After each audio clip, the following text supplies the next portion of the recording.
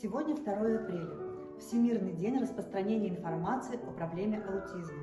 Эта дата установлена резолюцией Генеральной Ассамблеи ООН.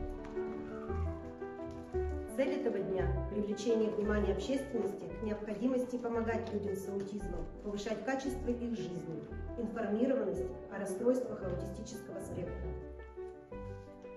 Аутизм – неврологическое расстройство развития, которое доставляет большие сложности и детям, и взрослым. Люди с таким диагнозом оказываются отгороженными от общества и часто годами живут в изоляции.